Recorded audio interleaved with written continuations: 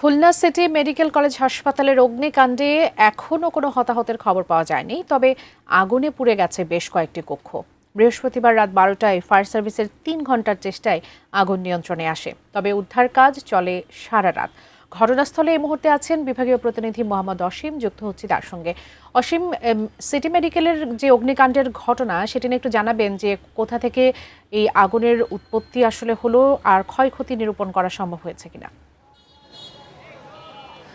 বাবলি, ধন্যবাদ আপনাকে। এখনো ক্ষয়ক্ষতি কি পরিমাণ হয়েছে সে বিষয়ে কিন্তু এখনো ফায়ার সার্ভিস বা সংশ্লিষ্ট যারা রয়েছেন তারা জানাতে পারেনি।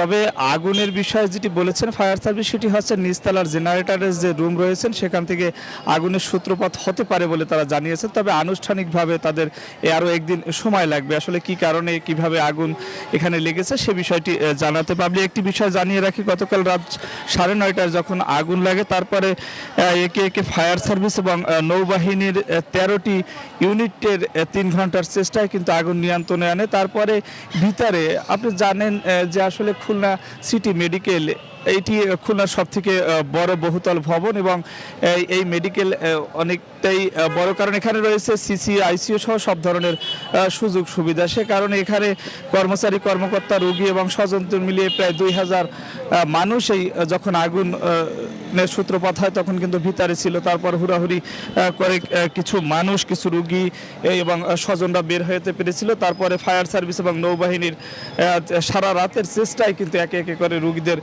বিভিন্ন হাসপাতালে তারা নিয়ে পাঠিয়েছেন তাদের যে নিজস্ব অ্যাম্বুলেন্স রয়েছে তাতে করে। আর এখন আমি যদি আপনাকে দেখাই, এখনও কিন্তু যেহেতু এটি চালু নেই হাসপাতালটি, তবে ভিতরে যে সমস্ত রুগীরা রয়েছেন সেসব রুগীদের স্বজনরা কিন্তু বাইরে অপেক্ষা করছেন, কারণ তাদের রুগীদের এখানে আর তারা রাখতে চায় না, তারা অন্য কোনো হাসপাতালে নিয়ে যেতে চায়। সে বিষয়ে সকাল থেকেই এই কার্যক্রম চলছে। একে একে যারা ভিতরে রয়েছেন তাদের বের করে অন্য হাসপাতালে নিয়ে গেছেন।